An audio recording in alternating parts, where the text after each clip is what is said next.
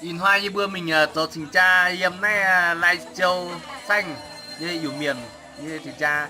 đuôi giặc hai nó miền một tỏi sẽ mảng khá sẽ yếm này lai châu xanh như trình tra sẽ thăng nó bữa một tỏi như tóm mắt hăng của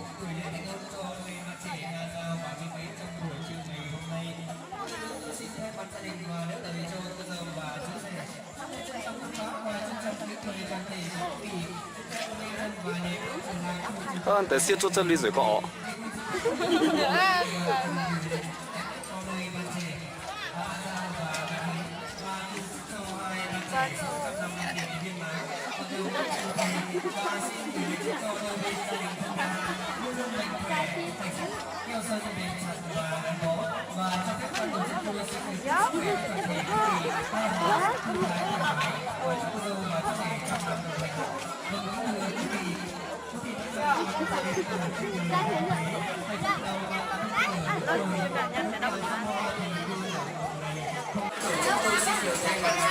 Và xin được trân trọng thông báo và kính mời cô Lưu Mù Bà, các cô dì chú bác cùng toàn thể các bạn trẻ đồng lứa của mình. Chúng ta cùng đi trong và nhẹ bước trở lại hội trường quý nhà trai ngày hôm nay để cùng chung vui công thân mừng của gia đình. Con kính thưa toàn thể quý vị thân mến, chúng ta nghe tin tổ chức sản thôn thì cô dì chú bác gần xa đều được. Trên đường sống dưới khu vực chờ đợi mình của chúng ta. Con kính thưa quý vị, ngày vui của đôi bạn trẻ ngày hôm nay thì hai bạn có công trình và cùng như thế này và sao cho đẹp cho người đồng nhau để dùng những cái buộc nhau trên dưới sàn trời này vâng kính thưa quý vị và ngày sẽ vui nhau thì các bạn trẻ các chú và từ giờ chú rể ra sao đã đúng với từ giờ này mấy giờ em ơi em mình đơn nhau này tình yêu bị gặp nhau từ từ sau này mặt đời để mình không được như nào mà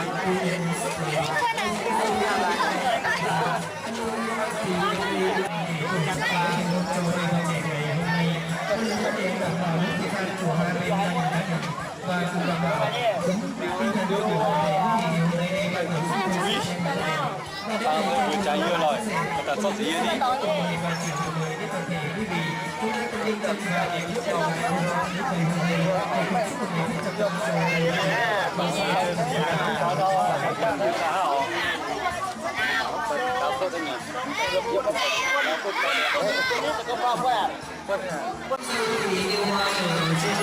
và chúng ta đã kết quả đi tới cuối năm nay và tối nay ai còn đã chụp ở nhà giá gì người nào muốn giá tình kỳ thì nhau có người có người đau không có người nào để cho nên là người nói là để ra nói gió không để để thuốc khoái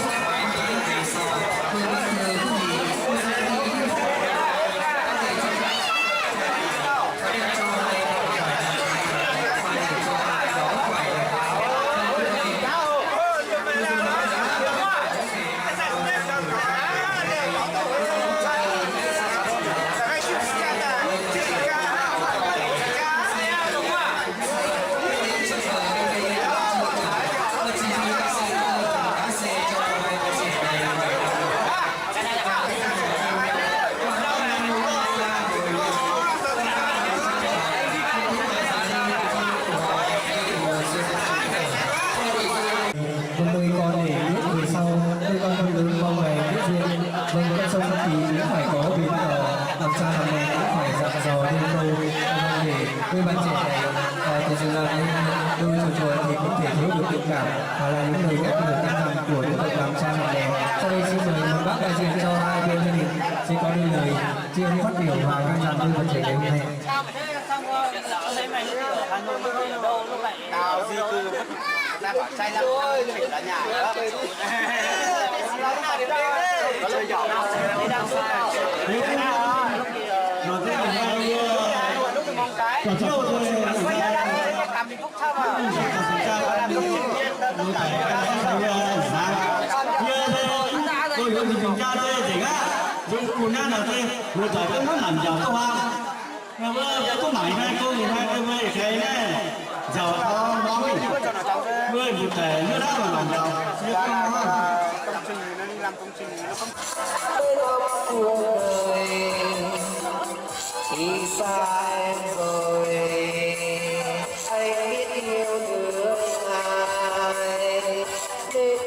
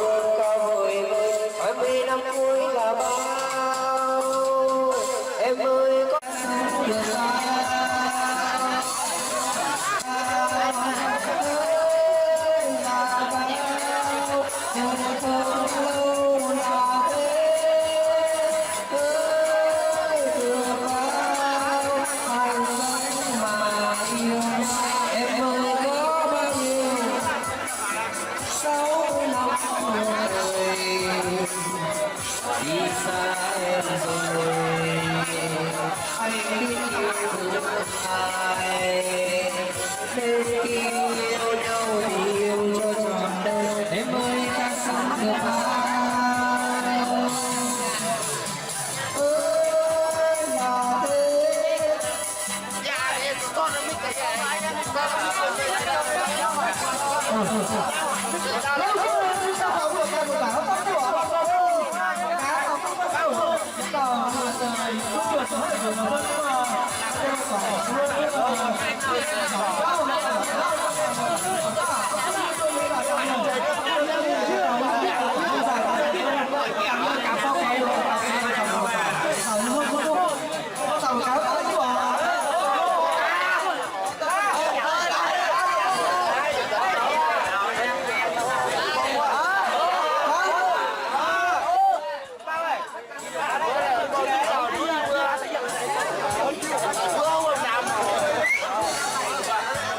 Vâng, trước khi ban tổ chức trình bày trong buổi chiều hôm nay cho phép ban tổ chức xin được chúc sức khỏe cho toàn thể quý vị và trong buổi chiều hôm nay chúc toàn thể quý vị có một buổi trưa thật là vui vẻ và hạnh phúc bên người ra. Vâng, sau đây ban tổ chức chương trình xin khép lại chương trình tổ chức lễ thành công trong buổi chiều hôm nay tại đây và xin dành lại sân khấu cho toàn thể quý vị chúng ta lên trên đây để tham gia góp vui chương trình cho những ngày chúc hạnh phúc cho đôi bạn trẻ ngày hôm nay. Vâng, xin trân trọng kính mời. Và xin được hẹn lại toàn thể quý vị trong cái mùa tới sau và rất hân hạnh được toàn thể quý vị đã có mặt trong tuân thủ và vui ngày hôm nay và xin thay mặt gia đình và hân hạnh cảm ơn toàn thể quý vị.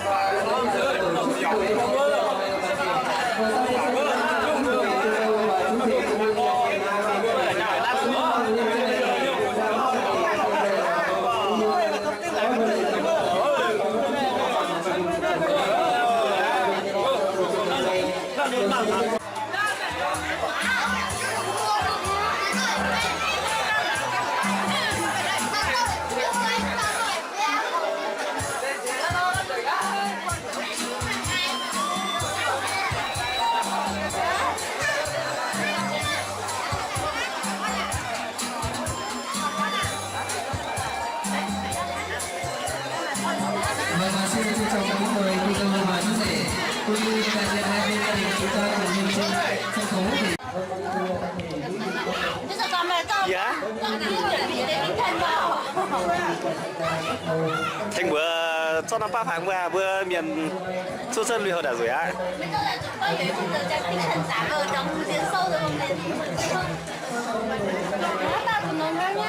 Cho bất ngờ sự là tự nhiên á.